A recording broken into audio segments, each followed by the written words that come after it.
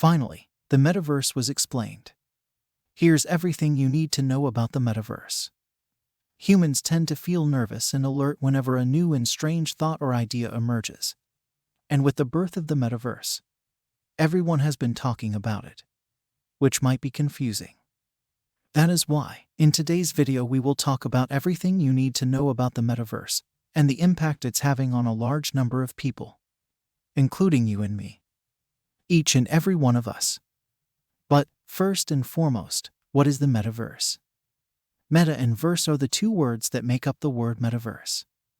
The first half of the game meta is a word from the Greek language. That means beyond, after a long. And in the background, you can hear the word meta, Genesis, and metamorphosis. The second verse is a condensed version of the first. As a result, the term metaverse refers to a virtual reality that exists outside of the physical universe. In simple terms, it refers to a virtual world that is extremely immersive. People congregated here to socialize, play, and work.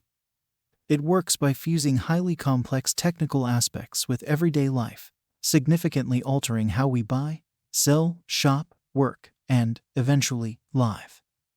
However, the phrase metaverse isn't new. It was created in the 1990s.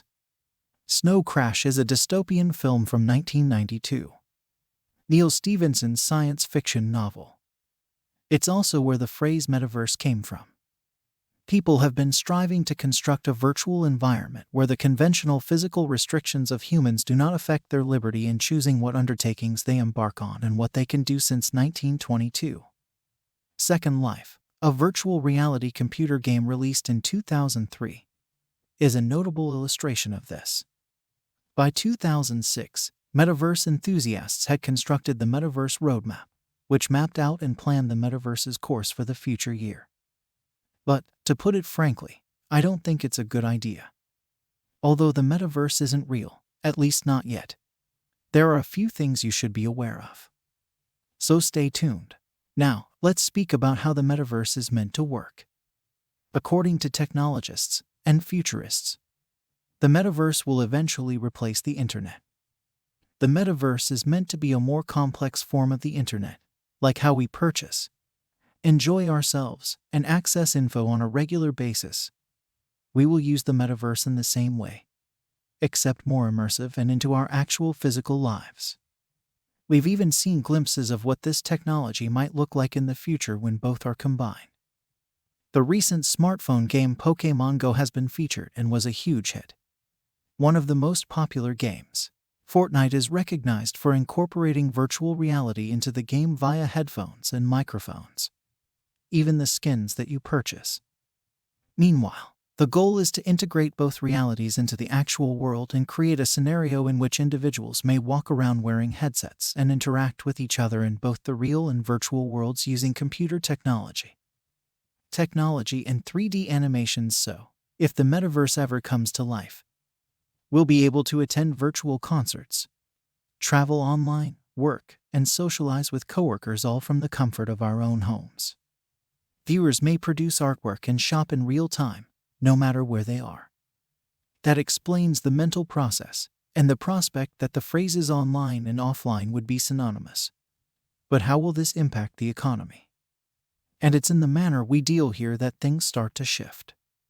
So keep an eye out, because the metaverse is intended to be a supplement to, if not an upgrade, to the world's current economy. The only difference will be in how we build, invest in, and exchange things and services now. Is that doing something of that magnitude will be a lot faster, more direct, and almost instantaneous. And it's possible that we'll employ FTS. NFT stands for non-fungible tokens, and Stanford stands for non-fungible tokens. They're digital assets, like cryptocurrencies, but they're not the same thing. Because they can't be copied, destroyed, or used twice. They're a powerful tool for individuals and businesses. NFTs can be used in the form of art and film. Text, personalized gifts, and even gifts or graphics can be interchanged, and NFTs can be created, sold, and invested in just like any other commodity. So it's assumed that most deals between individuals and businesses as well as between individuals themselves. We'll go through what some call Metaverse's economy metagenomics, and they see it as the ultimate answer to all real-life problems. As a result, metagenomics will fare much better than in the past in terms of stability and sustainability. The big rat race shown that the real-world economy may not be as safe as we think. So, how near are we to achieving this? The metaverse is taking shape. That is, as far as it goes. Although it has a long way to go before it is realized, technologists and futurists are already talking about it. The metaverse, according to Matthew Ball, a venture capitalist and prolific writer, is a vast network of persistent real-time generated 3D worlds and simulations. So he's saying that the metaverse will have persistence, which implies there won't be a simple on/off button to log in or out of it. There will be synchronicity as well. It means that it will exist in real time, with no lags, delays, or connections. It will also be interoperable since it will be able to share data and information amongst associated computers and systems. It sounds fantastic. Right. Mark, perhaps you should keep an eye on him. Zuckerberg intends to do something similar when he integrates his platform users into the metaverse. Many believers believe that Facebook's 3 billion users are only the beginning.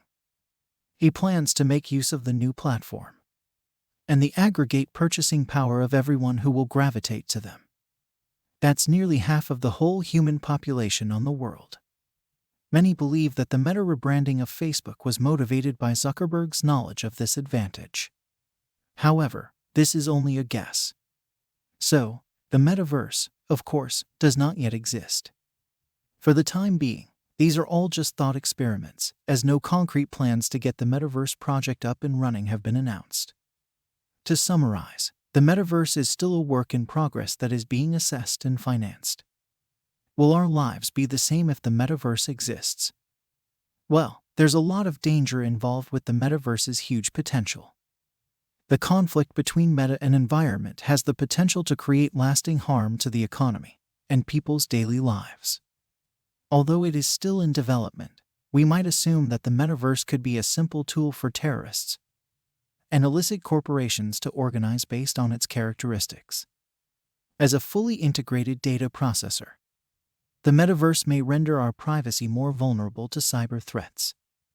If not properly secured, the metaverse will contain global and local trade, which, while facilitating transactions and saving time and energy, might also increase the usual fraud and embezzlement associated with these operations.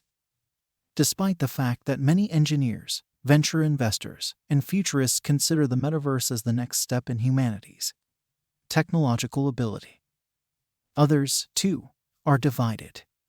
They perceive it as rash, meaningless, and dystopian, and they believe the world doesn't need it.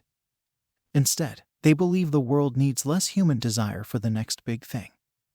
They feel that greater attention and resources should be directed on addressing the real issues we face, such as global poverty and climate change. And, as it intends to expedite everything, including global concerns, famine, the type of metaverse problems might worsen. So there you have it, millionaire, everything you need to know about the metaverse and how various parties perceive it.